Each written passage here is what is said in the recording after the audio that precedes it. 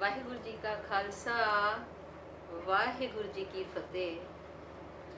ਉਪਕਾਰ ਭਾਜੀ ਨੇ ਅੱਜ ਮੇਰਾ ਫੇਵਰਟ ਸ਼ਬਦ ਬੋਲਿਆ, ਮੰਗਣਾ ਮੰਗਨ ਨੀਕਾ, ਹਰ ਜਸ ਗੁਰ ਤੇ ਮੰਗਣਾ। ਅਸੀਂ ਅਸੀਂ ਕਹਿੰਦੇ ਤੇ ਆ ਹਰ ਜਸ ਗੁਰ ਤੇ ਮੰਗਣਾ, ਪਰ ਅਸੀਂ ਮੰਗਦੇ ਹੀ ਨਹੀਂ ਆ। ਬਾਣੀ 'ਚ ਤੇ ਲਿਖਿਆ ਹੈ, ਸਤਿਗੁਰ ਸਿੱਖੋ ਨਾਮ ਧਨ ਦੇ। ਅਸੀਂ ਨਾਮ ਧਨ ਮੰਗਦੇ ਹੀ ਨਹੀਂ। ਜਦੋਂ ਕਬੀਰ ਜੀ ਦੇ ਸਮੇਂ ਦੇ ਵਿੱਚ ਕਾਸ਼ੀ ਦੀ ਨਗਰੀ ਨੂੰ ਵਰ ਮਿਲਿਆ ਸੀ ਕਿ ਜੋ ਵੀ ਉੱਥੇ ਸਰੀਰ ਛੱਡੇਗਾ, ਕਾਸ਼ੀ ਦੀ ਨਗਰੀ 'ਚ, ਕਾਸ਼ੀ ਦੀ ਧਰਤੀ 'ਤੇ ਜੋ ਸਰੀਰ ਛੱਡੇਗਾ ਉਹਨੂੰ ਸਵਰਗਾਂ ਦੇ ਵਿੱਚ ਜਗ੍ਹਾ ਮਿਲੇਗੀ। ਔਰ ਇੱਕ ਸੀ ਹੜੰਬੇ ਦੀ ਧਰਤੀ, ਕਹਿੰਦੇ ਉਹਨੂੰ ਸ਼ਰਾਪ ਮਿਲਿਆ ਸੀ ਕਿ ਉੱਥੇ ਜੋ ਆਪਣਾ ਸਰੀਰ ਛੱਡੇਗਾ ਉਹਨੂੰ ਨਰਕ 'ਚ ਜਾਣਾ ਪਏਗਾ। ਤੇ ਕਬੀਰ ਜੀ ਕਾਸ਼ੀ ਰਹਿੰਦੇ ਸੀ। ਜਦੋਂ ਕਬੀਰ ਜੀ ਦਾ ਅੰਤ ਸਮੇਂ ਆਇਆ ਤੇ ਉਹ ਕਾਸ਼ੀ ਛੱਡ ਕੇ ਹੜੰਬੇ ਚਲੇ ਗਏ। ਤੇ ਉਹਨਾਂ ਦਾ ਜਦੋਂ ਅੰਤ ਸਮੇਂ ਆਇਆ ਤੇ ਉਹਨਾਂ ਨੂੰ ਦੂਤ ਲੈਣ ਆਏ ਤੇ ਉਹ ਕਹਿੰਦੇ ਕਬੀਰ ਜੀ ਅਸੀਂ ਤੁਹਾਨੂੰ ਲੈਣ ਆਏ ਆ।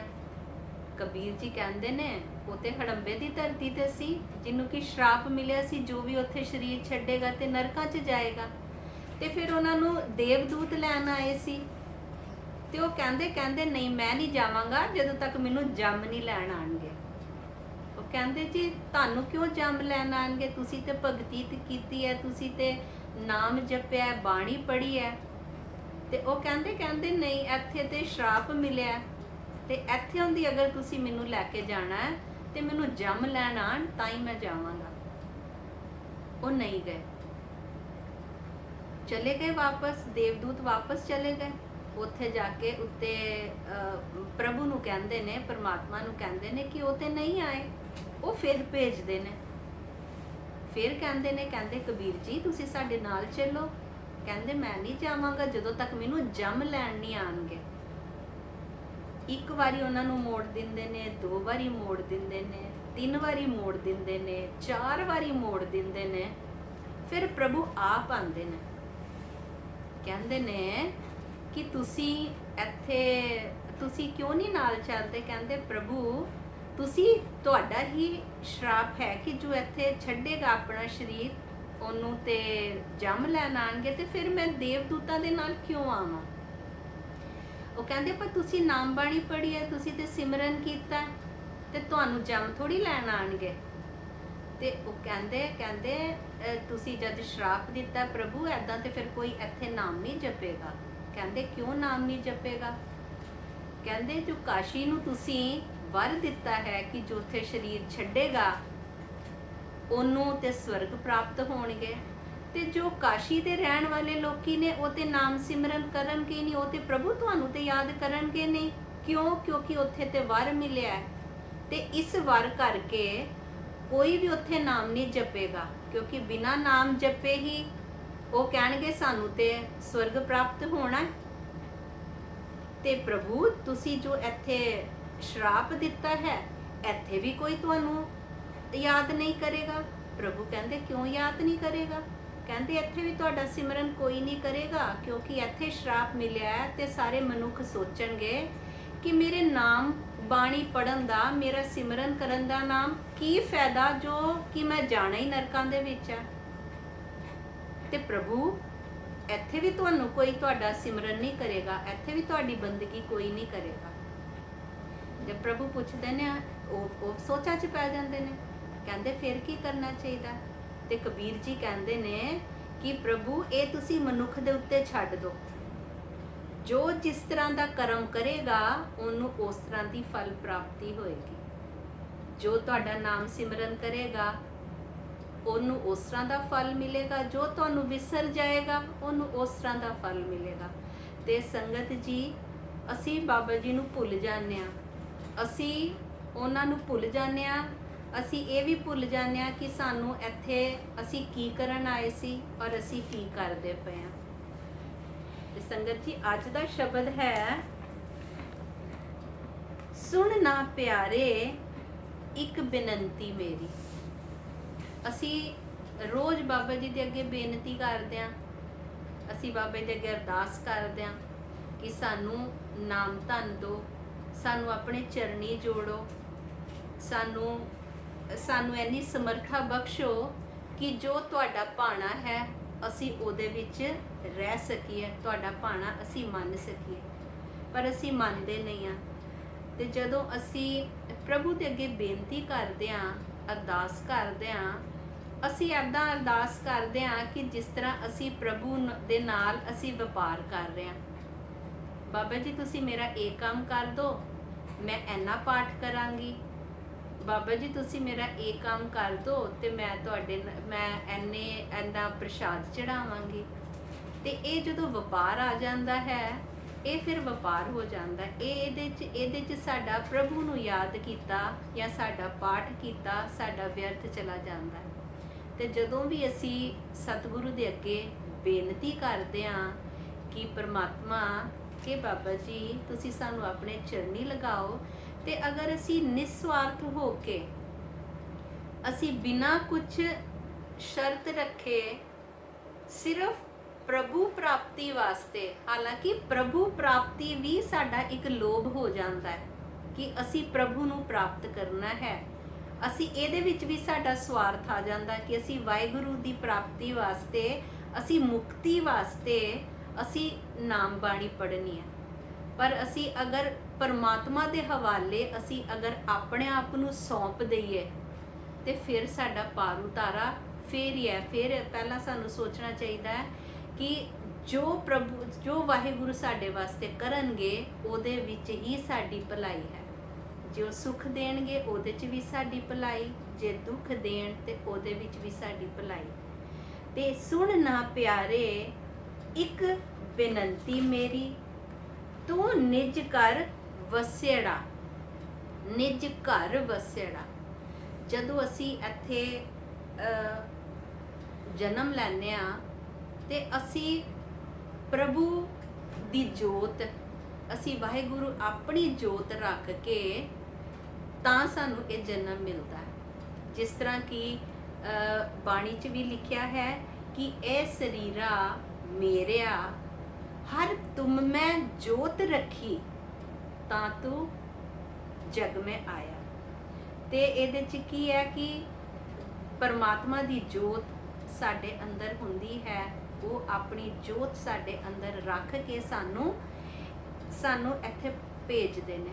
ਬਾਣੀ ਨੇ ਪਹਿਲਾਂ ਕੀ ਹੁੰਦਾ ਸੀ, ਪਹਿਲਾਂ ਸਾਰੇ ਵਨ 'ਚ ਜਾ ਕੇ, ਵਨਾਂ 'ਚ ਜਾ ਕਰ, ਇਕਾਂਤ ਵਿੱਚ ਜਾ ਕੇ ਸਾਰੇ ਤਪੱਸਿਆ ਕਰਦੇ ਸੀ। ਜਦੋਂ ਗੌਤਮ ਬੁੱਧ ਵੀ ਆਪਣਾ ਘਰ, ਆਪਣਾ ਮਹਿਲ, ਆਪਣੀ ਪਤਨੀ, ਆਪਣਾ ਬੱਚਾ ਛੋੜ ਕੇ ਜਦੋਂ ਉਹ ਗਿਆਨ ਪ੍ਰਾਪਤੀ ਵਾਸਤੇ ਗਏ ਤੇ ਜਦੋਂ ਉੱਥੋਂ ਦੀ ਗਿਆਨ ਪ੍ਰਾਪਤ ਕਰਕੇ ਵਾਪਸ ਆਏ ਤੇ ਉਹਨਾਂ ਦੀ ਪਤਨੀ ਯਸ਼ੋਧਰਾ ਨੇ ਉਹਨਾਂ ਨੂੰ ਕੀ ਕਿਹਾ ਕਿ ਤੁਹਾਨੂੰ ਮਹਿਲ ਛੱਡਣ ਦੀ ਲੋੜ ਕੀ ਸੀ? ਕਿਆ ਤੁਸੀਂ ਮਹਿਲਾਂ ਵਿੱਚ ਰਹਿ ਕੇ ਤੁਸੀਂ ਗਿਆਨ ਪ੍ਰਾਪਤ ਨਹੀਂ ਕਰ ਸਕਦੇ ਸੀ?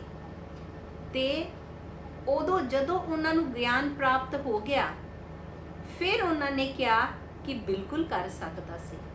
ਅਗਰ ਇਹ ਉਹਨਾਂ ਨੂੰ ਪਹਿਲਾਂ ਤੋਂ ਗਿਆਨ ਹੁੰਦਾ ਕਿ ਮੈਂ ਮਹਿਲ 'ਚ ਰਹਿ ਕੇ ਗਿਆਨ ਪ੍ਰਾਪਤ ਕਰ ਸਕਦਾ ਤੇ ਉਹ ਮਹਿਲ ਨਾ ਛੱਡਦੇ। ਪਰ ਸਾਨੂੰ ਗੁਰਬਾਣੀ ਨੇ, ਸਾਨੂੰ ਧੰਨ ਧੰਨ ਸ਼੍ਰੀ ਗੁਰੂ ਗ੍ਰੰਥ ਸਾਹਿਬ ਜੀ ਨੇ ਸਾਨੂੰ ਪਹਿਲਾਂ ਹੀ ਇਹਦੇ 'ਚ ਸਾਡੇ ਵਾਸਤੇ ਸਾਰਾ ਕੁਝ ਉਹਨਾਂ ਨੇ ਆਸਾਨ ਕਰਤਾ ਹੈ।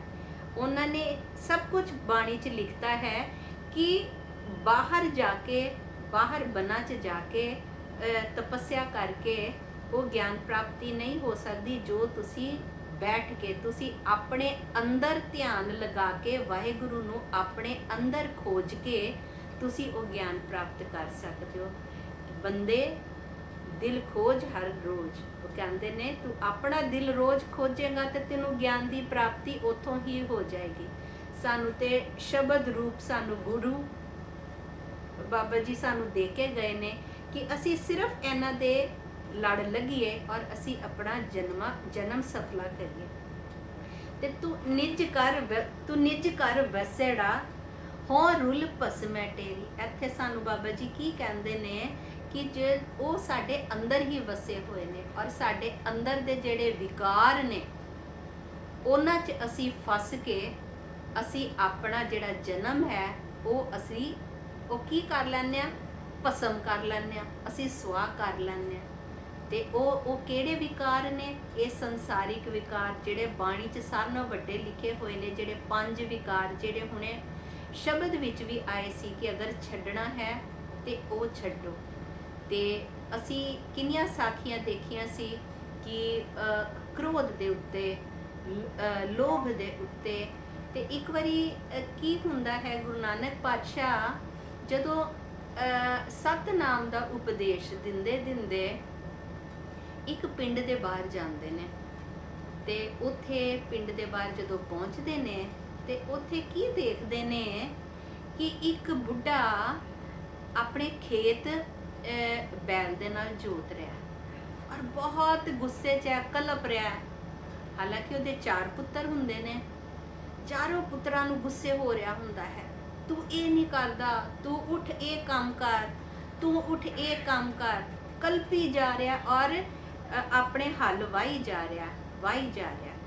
ਤੇ ਪਾਤਸ਼ਾਹ ਉਹਨੂੰ ਬਜ਼ੁਰਗ ਨੂੰ, ਬੁੱਢੇ ਨੂੰ ਬੁਲਾਉਂਦੇ ਨੇ ਤੇ ਉਹਨੂੰ ਕਹਿੰਦੇ ਨੇ ਤੇਰੀ ਹੁਣ ਉਮਰ ਹੋ ਗਈ ਹੈ, ਤੂੰ ਹੁਣ ਆਪਣੇ ਸਾਰੇ ਕੰਮ ਛੱਡ, ਤੇਰੇ ਪੁੱਤਰ ਜਵਾਨ ਹੋ ਗਏ ਨੇ, ਤੇਰੇ ਪੁੱਤਰਾਂ ਨੇ ਕੰਮ ਸੰਭਾਲ ਲਿੱਤਾ ਹੈ, ਤੂੰ ਹੁਣ ਵਾਹਿਗੁਰੂ ਦਾ ਨਾਮ ਜਪ, ਤੂੰ ਸਿਮਰਨ ਕਰ ਔਰ ਤੂੰ ਮੁਕਤੀ ਵਾਲੇ ਪਾਸੇ ਲੱਗ। ਤੇ ਉਹ ਬੁੱਢਾ ਕੀ ਕਹਿੰਦਾ ਹੈ? ਉਹ ਬਾਬਾ ਕਹਿੰਦਾ ਹੈ, ਬੁੱਢਾ ਬਾਬਾ ਕਹਿੰਦਾ ਹੈ ਕਿ ਮੈਂ ਤੇ ਹਾਲੇ ਮੁਕਤੀ ਦਾ ਸੋਚ ਵੀ ਨਹੀਂ ਸਕਦਾ, ਕਿਉਂਕਿ ਤੁਹਾਨੂੰ ਨਹੀਂ ਪਤਾ ਅਗਰ ਮੈਂ ਇਹਨਾਂ ਪੁੱਤਰਾਂ ਦੇ ਕੋਲੋਂ ਇਹਨਾਂ ਨੂੰ ਕਹਿ ਕੇ ਕੰਮ ਨਾ ਕਰਵਾਵਾਂ, ਇਹ ਤੇ ਕੋਈ ਕਰਦੇ ਹੀ ਨਹੀਂ। ਤੇ ਉਹ ਕਹਿੰਦੇ ਨੇ ਤੁਸੀਂ ਆਪਣੀ ਮੁਕਤੀ ਆਪਣੇ ਪਾਸ ਹੀ ਰੱਖੋ, ਮੈਨੂੰ ਮੁਕਤੀ ਨਹੀਂ ਚਾਹੀਦੀ। ਤੇ ਸਤਿਗੁਰੂ ਕਹਿੰਦੇ ਨੇ ਇਹ ਜਿਹੜੇ ਤੂੰ ਮੋਹ ਦੇ ਵਿੱਚ ਫਸਿਆ ਹੋਇਆ ਹੈ, ਇਹ ਮੋਹ ਬੜਾ ਦੁਖਦਾਈ ਹੋ ਜਾਂਦਾ ਹੈ। ਤੂੰ ਇਹ ਮੋਹ ਤੋਂ ਨਿਕਲ, ਤੂੰ ਭਜਨ ਬੰਦਗੀ ਕਰ ਔਰ ਤੂੰ ਮੁਕਤੀ ਦੇ ਰਸਤੇ ਤੇ ਚੱਲ। ਉਹ ਕਹਿੰਦੇ ਨਹੀਂ, ਮੈਂ ਹਾਲੀ ਮੁਕਤੀ ਬਾਰੇ ਸੋਚ ਨਹੀਂ ਸਕਦਾ, ਕਿਉਂਕਿ ਮੇਰੇ ਪੁੱਤਰ ਮੇਰੇ ਕੰਮ ਨਹੀਂ ਕਰਦੇ ਔਰ ਇਹਨਾਂ ਨੂੰ ਦੇਖਣਾ ਮੇਰਾ ਹਾਲੀ ਫਰਜ਼ ਹੈ। ਤੇ ਮੈਨੂੰ ਹਾਲੀ ਇਸ ਰਸਤੇ ਤੇ ਮੈਨੂੰ ਹਾਲੀ ਨਾਮ ਸਿਮਰਨ ਕਰਨ ਦਾ ਵੀ ਮੇਰੇ ਪਾਸ ਵਕਤ ਨਹੀਂ ਹੈਗਾ, ਮੇਰੇ ਕੋਲ ਬਹੁਤ ਕੰਮ ਪਏ ਨੇ ਕਰਨ ਵਾਲੇ। ਤੇ ਪਾਤਸ਼ਾਹ ਕਹਿੰਦੇ ਨੇ ਸਾਡੀ ਨਜ਼ਰ ਤੁਹਾਡੇ ਤੇ ਪੈ ਗਈ ਹੈ ਤੇ ਅਸੀਂ ਤੁਹਾਨੂੰ ਮੁਕਤ ਕਰਾਂਗੇ, ਪਰ ਜਦੋਂ ਤੁਸੀਂ ਦੁਖੀ ਹੋ ਜਾਓਗੇ, ਜਦੋਂ ਤੁਸੀਂ ਆਪ ਕਹੋਗੇ ਅਸੀਂ ਤੁਹਾਨੂੰ ਫਿਰ ਮੁਕਤ ਕਰਾਂਗੇ।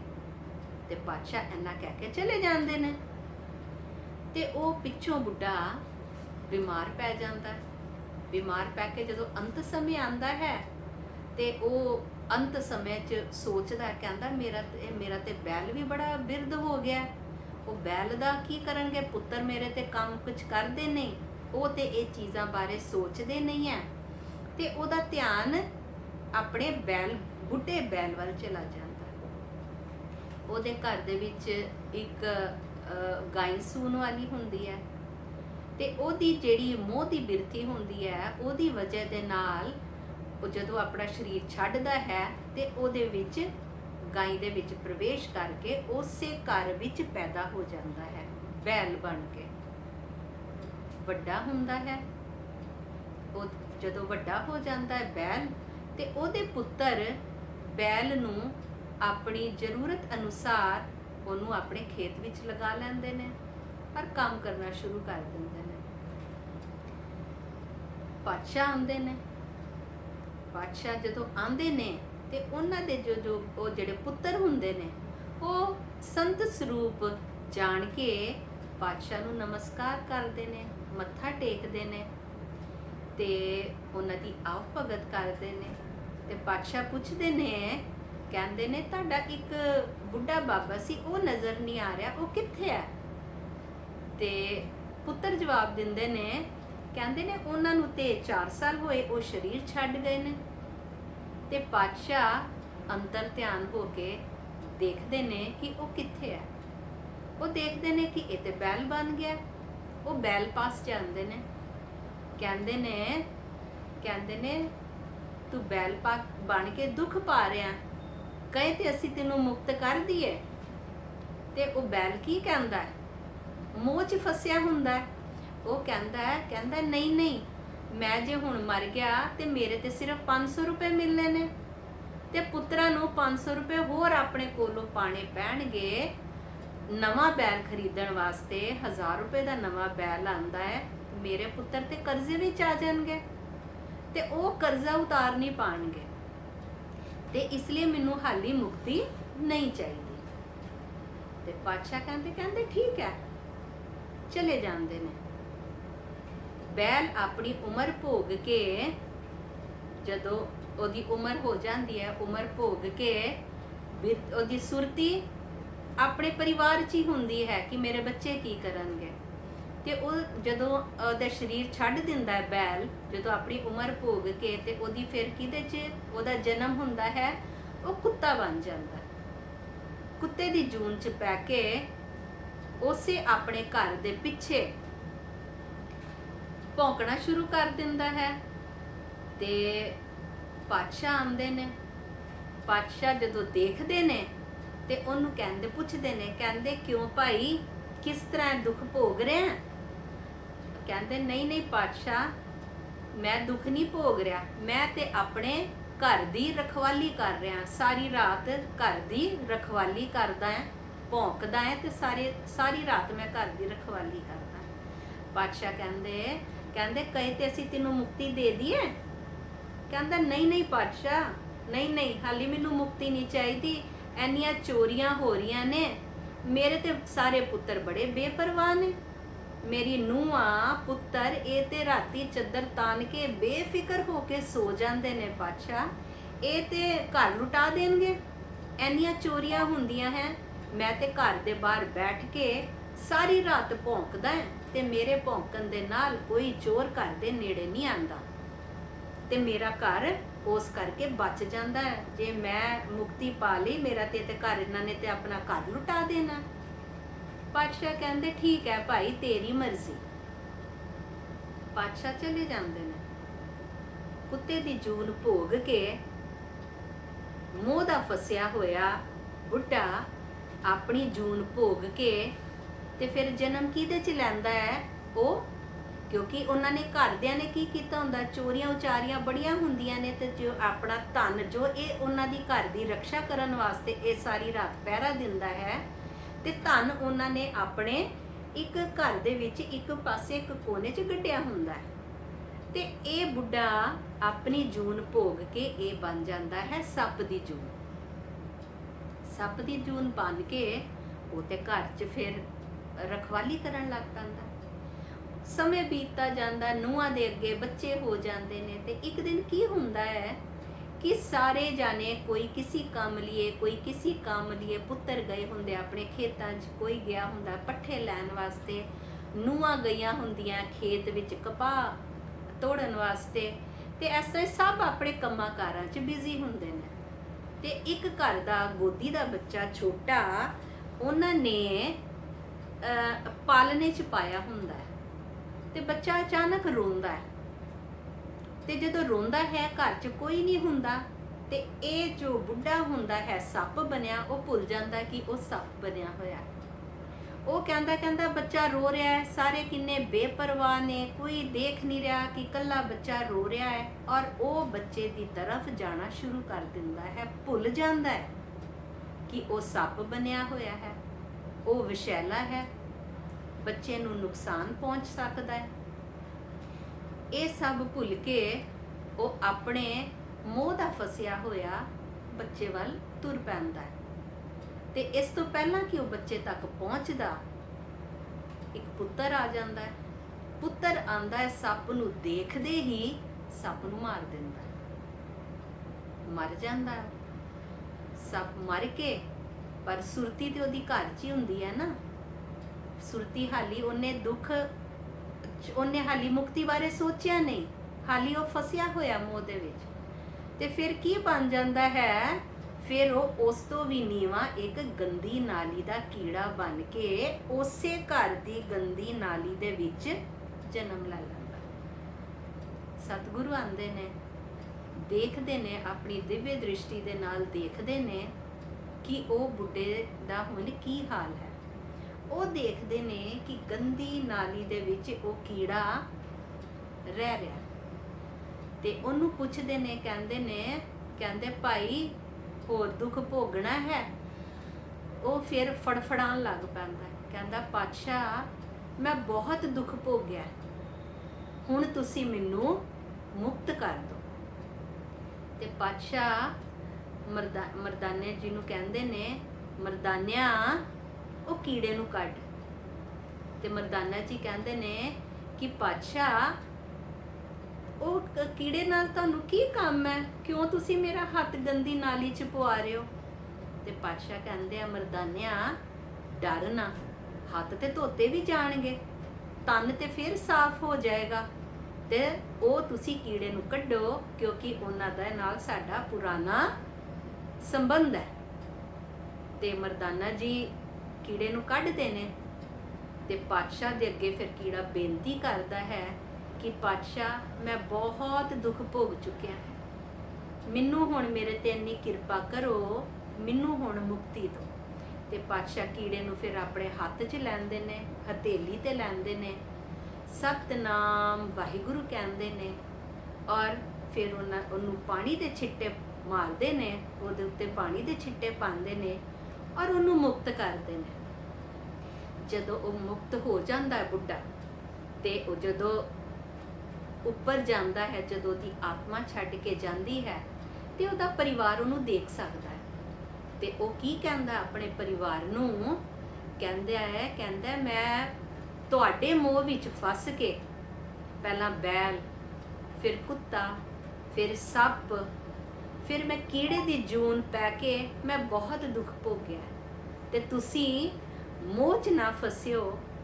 ਪਰਮੇਸ਼ਵਰ ਸਰੂਪ ਸਤਿਗੁਰੂ ਤੁਹਾਡੇ ਕੋਲ ਆਪ ਆ ਕੇ ਬੈਠੇ ਨੇ, ਤੇ ਉਹਨਾਂ ਦੀ ਮਨ ਤੋਂ ਤਨ ਤੋਂ ਉਹਨਾਂ ਦੀ ਸੇਵਾ ਕਰੋ, ਔਰ ਉਹ ਜੋ ਬਚਨ ਕਹਿੰਦੇ ਨੇ ਉਹਨਾਂ ਕੋਲੋਂ ਉਪਦੇਸ਼ ਲਓ, ਉਹਨਾਂ ਦੇ ਬਚਨ ਸੁਣੋ, ਔਰ ਜੋ ਉਹ ਕਹਿੰਦੇ ਨੇ ਉਸ ਰਸਤੇ ਤੇ ਚੱਲੋ, ਤੇ ਤੁਸੀਂ ਦੁੱਖ ਨਹੀਂ ਪਾਓਗੇ। ਤੇ ਸਾਨੂੰ ਤੇ ਸੰਗਤ ਜੀ ਪਾਤਸ਼ਾਹ ਨੇ ਸਾਨੂੰ ਤੇ ਬਾਣੀ 'ਚ ਸਾਨੂੰ ਪਹਿਲਾਂ ਹੀ ਲਿਖਤਾ ਹੈ ਕਿ ਇਹ ਸਾਰੇ ਛੱਡੋ, ਪਰ ਮੋਹ 'ਚ ਅਸੀਂ ਆਪਣੇ ਆਪ ਨੂੰ ਖੁਦ ਫਸਾ ਲੈਂਦੇ ਹਾਂ। ਅਸੀਂ ਆਪ ਹੀ ਇਹ ਮੋਹ, ਇਹ ਪਿਆਰ, ਇਹ ਹੰਕਾਰ, ਇਹ ਤ੍ਰਿਸ਼ਨਾਵਾਂ ਅਸੀਂ ਆਪ ਹੀ ਨਹੀਂ ਛੋੜਦੇ। ਪਰ ਸਾਡਾ ਛੁਟਕਾਰਾ ਤਾਂ ਹੀ ਹੋਏਗਾ ਜੇ ਅਸੀਂ ਆਪਣੀ ਇੰਦਰੀਆਂ ਤੇ ਅਸੀਂ ਆਪ ਕਾਬੂ ਪਾਵਾਂਗੇ, ਅਸੀਂ ਆਪਣੀ ਇੰਦਰੀਆਂ ਨੂੰ ਅਸੀਂ ਆਪ ਤਿਆਗਾਂਗੇ, ਛੁਟਕਾਰਾ ਸਾਨੂੰ ਤਾਂ ਹੀ ਮਿਲੇਗਾ। ਬਾਣੀ ਤੇ ਸਾਨੂੰ ਹਰ ਪੰਕਤੀ ਤੇ ਸਮਝਾਉਂਦੀ ਹੈ ਕਿ ਨਾਮ ਜਪੋ, ਨਾਮ ਜਪੋ, ਨਾਮ ਜਪੋ, ਇਹ ਸਾਰੇ ਵਿਕਾਰ ਛੱਡ ਦਿਓ, ਵਾਹਿਗੁਰੂ ਦਾ ਨਾਮ ਜਪੋ, ਪਰ ਅਸੀਂ ਉਹ ਆਪਣੇ ਜੀਵਨ 'ਚ ਲਾਗੂ ਹੀ ਨਹੀਂ ਕਰਦੇ। ਤੇ ਬਾਣੀ ਫਿਰ ਅੱਗੇ ਸਾਨੂੰ ਕੀ ਕਹਿੰਦੀ ਹੈ? ਕਹਿੰਦੀ ਹੈ, ਬਿਨ ਨਾਵੇਂ ਬਿਨ ਆਪਣੇ ਨਾਹੇ ਕੋਈ ਨਾ ਚਾਹੇ, ਕਿਆ ਕਹੀਏ ਕਿਆ ਕੀਜੈ। ਕਿ ਵਾਹਿਗੁਰੂ ਜਿਹੜਾ ਪਤੀ ਪਰਮੇਸ਼ਰ ਪ੍ਰਭੂ ਹੈਗਾ, ਉਹਦੇ ਤੋਂ ਬਗੈਰ ਸਾਡਾ ਕੋਈ ਨਹੀਂ ਹੈ। ਕਿਉਂਕਿ ਸਾਡਾ ਬਾਣੀ 'ਚ ਲਿਖਿਆ, ਨਾ ਕੋਈ ਪਿਤਾ, ਨਾ ਕੋਈ ਸਾਡੇ ਜਿਹੜੇ ਇਸ ਸੰਸਾਰ ਦੇ ਸੰਬੰਧੀ ਨੇ, ਉਹ ਸਾਡੇ ਸੰਬੰਧ ਸਿਰਫ ਇੱਥੋਂ ਤੱਕ ਹੀ ਨੇ। ਪਰ ਜਿੱਥੋਂ ਅੱਗੋਂ ਸਾਡੀ ਜਰਨੀ ਸ਼ੁਰੂ ਹੁੰਦੀ ਹੈ, ਉੱਥੇ ਸਾਡਾ ਸਿਰਫ ਇੱਕ ਪਰਮੇਸ਼ਰ, ਇੱਕ ਸਾਡਾ ਨਾਮ ਹੀ ਸਹਾਰਾ ਹੈ, ਤੇ ਉਹ ਪ੍ਰਭੂ ਦੇ ਇਲਾਵਾ ਸਾਡਾ ਕੋਈ ਨਹੀਂ। ਬਿਨ ਆਪਣੇ ਨਾ ਹੈ ਕੋਈ ਨਾ ਚਾਹੇ, ਕਿਆ ਕਹੀਏ ਕਿਆ ਕੀਜੈ। ਅੰਮ੍ਰਿਤ ਨਾਮ ਰਸਨ ਰਸ ਰਸਨਾ। ਔਰ ਇਹ ਜਦੋਂ ਅੰਮ੍ਰਿਤ ਨਾਮ, ਜਦੋਂ ਵਾਹਿਗੁਰੂ ਦਾ ਨਾਮ ਇੰਨਾ ਮਿੱਠਾ ਹੈ, ਔਰ ਇਹ ਅਗਰ ਸਾਡੀ ਰਸਨਾ ਨੂੰ ਲੱਗ ਜਾਏ, ਤੇ ਫਿਰ ਇਸ ਤੋਂ ਉੱਤੇ ਹੋਰ ਕੋਈ ਵੀ ਸਾਨੂੰ ਨਾਮ ਅੱਛਾ, ਕੋਈ ਸਾਨੂੰ ਹੋਰ ਕੋਈ ਰਸ ਅੱਛਾ ਨਹੀਂ ਲੱਗਦਾ। ਵਿਣ ਨਾਮੇ ਕੋ ਸੰਗ ਨਾ ਸਾਥੀ। ਔਰ ਪ੍ਰਭੂ ਦੇ ਨਾਮ ਤੋਂ ਬਿਨਾ ਕੋਈ ਵੀ ਸੰਗੀ ਸਾਥੀ ਸਾਡਾ ਨਹੀਂ ਹੈ। ਆਵੇ ਜਾਏ ਕਨੇਰੀ। ਔਰ ਇਹ ਜੋ ਇਹਨਾਂ 'ਚ ਫਸਿਆ ਰਹਿੰਦਾ ਹੈ, ਇਹ ਜੋ ਸੰਗੀ ਸਾਥੀਆਂ ਦੇ ਮੋਹ 'ਚ ਜੋ ਫਸਿਆ ਰਹਿੰਦਾ ਹੈ, ਫਿਰ ਉਹਦਾ ਕੀ ਹੁੰਦਾ ਹੈ? ਉਹ ਤੇ ਫਿਰ ਆਵਾ ਜਾਣ, ਉਹ ਤੇ ਫਿਰ ਜੂਨੀਆਂ ਚੋਂ ਉਹਨਾਂ ਨੂੰ ਮੁਕਤੀ ਮਿਲਦੀ ਨਹੀਂ। ਨਾਨਕ ਲਾਹਾ ਲੈ ਕਰ ਜਾਈਏ। ਬਾਣੀ ਵੀ ਕਹਿੰਦੀ ਹੈ ਕਿ ਅਸੀਂ ਇੱਥੇ ਕੀ ਕਰਨ ਆਏ ਆ, ਅਸੀਂ ਤੇ ਲਾਹਾ ਲੈਣ ਆਏ ਆ, ਅਸੀਂ ਤੇ ਨਾਮ ਸਿਮਰਨ ਕਰਨ ਆਏ ਆ। ਤੇ ਬਾਬਾ ਜੀ ਸਾਨੂੰ ਕੀ ਕਹਿੰਦੇ ਨੇ ਕਿ ਲਾਹਾ ਲੈ ਘਰ ਜਾਈਏ, ਕਿ ਸਾਡਾ ਜਿਹੜਾ ਘਰ ਕਿਹੜਾ ਹੈ। ਇੱਥੇ ਤੇ ਅਸੀਂ ਟਾਈਮ ਬੀਇੰਗ ਵਾਸਤੇ ਆਏ ਆ, ਤੇ ਅਸੀਂ ਆਪਣੇ ਪ੍ਰਭੂ ਦੇ ਘਰ ਜਾਣਾ ਹੈ। ਉਸ ਘਰ 'ਚ ਜਾਣਾ ਹੈ, ਤੇ ਪ੍ਰਭੂ ਦੇ ਘਰ 'ਚ ਅਸੀਂ ਕੀ ਕਰਕੇ ਜਾਈਏ? ਇਹ ਜਿਹੜੇ ਪ੍ਰਭੂ ਦੇ ਨਾਮ ਦਾ, ਵਾਹਿਗੁਰੂ ਦੇ ਨਾਮ ਦਾ ਸਿਮਰਨ ਕਰਕੇ, ਇਹ ਲਾਹਾ ਲੈ ਕੇ, ਇਹ ਬਾਣੀ ਪੜ੍ਹ ਕੇ ਆਪਣੇ ਆਪ ਨੂੰ ਪ੍ਰਭੂ ਦੇ ਚਰਨਾਂ 'ਚ ਜੋੜ ਕੇ, ਇਹ ਲਾਹਾ ਲੈ ਕੇ ਕਿਸ ਚੀਜ਼ ਦਾ? ਸਾਚੀ ਸੱਚ ਮਤ ਤੇਰੀ, ਉਹ ਵਾਹਿਗੁਰੂ ਦੀ ਜੋ ਸੱਚੀ ਮਤ ਲੈ ਕੇ ਅਸੀਂ ਉਹ ਪ੍ਰਭੂ ਜੀ ਦੇ ਘਰ ਜਾਈਏ। ਤੇ ਸੰਗਤ ਜੀ, ਆਓ ਅਸੀਂ ਇਹੀ ਅਰਦਾਸ ਕਰੀਏ ਕਿ ਬਾਬਾ ਜੀ ਸਾਨੂੰ ਇੰਨੀ ਸ਼ਕਤੀ ਦਿਓ ਕਿ ਅਸੀਂ ਤੁਹਾਡੇ ਚਰਨਾਂ ਨਾਲ ਜੁੜ ਸਕੀਏ, ਅਸੀਂ ਇਹ ਵਿਕਾਰਾਂ ਤੋਂ ਸਭ ਨਿਕਲ ਸਕੀਏ। ਇਹ ਅਸੀਂ ਸਾਰੀ ਇਹੀ ਅਰਦਾਸ ਕਰੀਏ ਕਿ ਸਾਨੂੰ ਬਾਬਾ ਜੀ ਆਪਣੇ ਚਰਨਾਂ ਨਾਲ ਜੋੜਨ, ਸਾਨੂੰ ਵਿਕਾਰਾਂ ਤੋਂ ਛੱਡਣ, ਤੇ ਵਿਕਾਰਾਂ ਸਾਨੂੰ ਛੁਡਾਉਣ ਔਰ ਆਪਣੇ ਨਾਮ ਦੇ ਨਾਲ ਜੋੜਨ। ਤੇ ਸੰਗਤ ਜੀ, ਐਨੀ ਕੁ ਸੇਵਾ ਪ੍ਰਵਾਨ ਕਰਨਾ, ਜੋ ਗਲਤੀਆਂ ਹੋ ਗਈਆਂ ਹੋਣ ਉਹ ਮਾਫ ਕਰ ਦੇਣਾ। ਆਓ ਹੁਣ ਅਸੀਂ ਸ਼ਬਦ ਪੜ੍ਹਦੇ ਹਾਂ।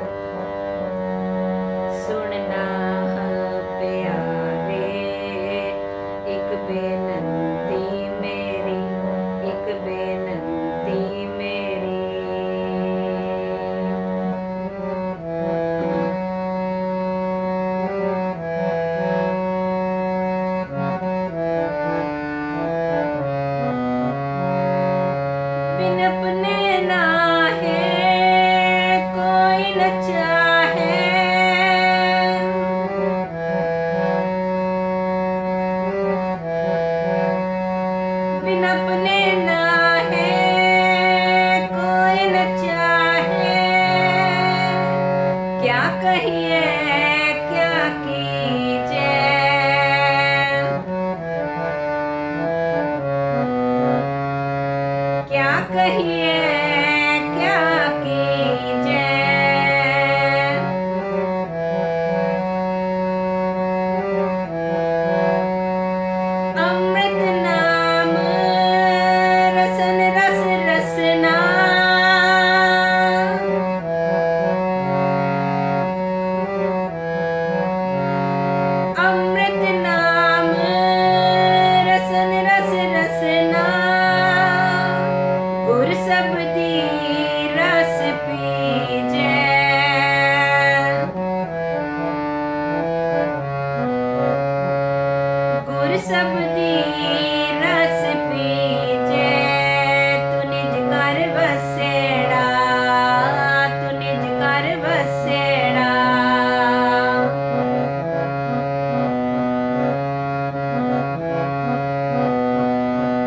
ਨਿਜ ਘਰ ਵਸੇੜਾ, ਤੂੰ ਨਿਜ ਘਰ ਵਸੇੜਾ, ਔਰ ਉਲਪਸ ਮੈਂ ਤੇਰੀ, ਇੱਕ ਬੇਨਤੀ ਮੇਰੀ, ਇੱਕ ਬੇਨਤੀ ਮੇਰੀ, ਸੁਣਨਾ ਪਿਆਰੇ, ਇੱਕ ਬੇਨਤੀ ਮੇਰੀ, ਇੱਕ ਬੇਨਤੀ ਮੇਰੀ।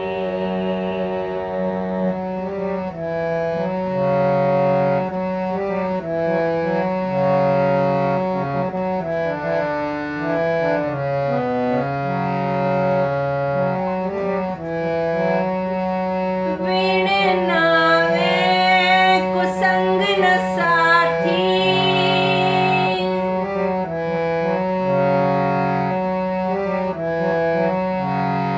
ਵੀਣ ਨਾਵੇ ਕੁਸੰਗ ਨ ਸਾਥੀ, ਆਵੇ ਜਾਏ ਕਨੇਰੀ,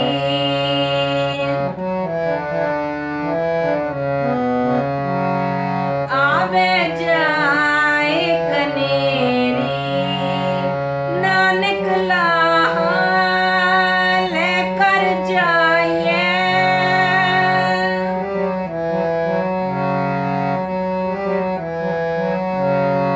ਨਾਨਕ ਲਾਹਾ ਲੈ ਕਰ ਜਾਈਏ, ਸਾਚੀ ਸੱਚ ਮਤ ਤੇਰੀ,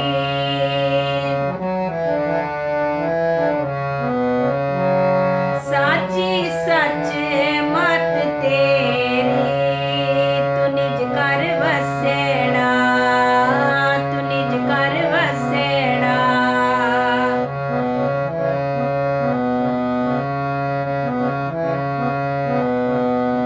ਤੂੰ ਨਿਜ ਘਰ ਵਸੇੜਾ, ਤੂੰ ਨਿਜ ਘਰ ਵਸੇੜਾ, ਔਰ ਉਲਪਸ ਮੈਂ ਤੇਰੀ, ਇੱਕ ਬੇਨਤੀ ਮੇਰੀ, ਇੱਕ ਬੇਨਤੀ ਮੇਰੀ, ਸੁਣਨਾ ਪਿਆਰੇ, ਇੱਕ ਬੇਨਤੀ ਮੇਰੀ, ਇੱਕ ਬੇਨਤੀ ਮੇਰੀ,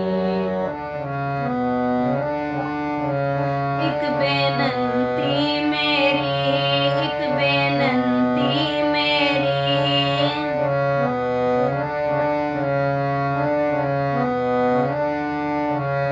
ਇੱਕ ਬੇਨਤੀ ਮੇਰੀ, ਇੱਕ ਬੇਨਤੀ ਮੇਰੀ, ਇੱਕ ਬੇਨਤੀ, ਇੱਕ ਬੇਨਤੀ,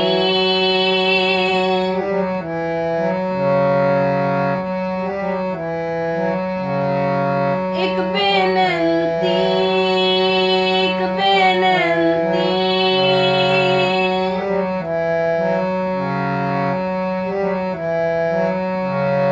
ਇੱਕ ਬੇਨਤੀ, ਇੱਕ ਬੇਨਤੀ, ਇੱਕ ਬੇਨਤੀ ਮੇਰੀ, ਇੱਕ ਬੇਨਤੀ ਮੇਰੀ, ਤੂੰ ਨਿਜ ਘਰ ਵਸੇੜਾ, ਤੂੰ ਨਿਜ ਘਰ ਵਸੇੜਾ,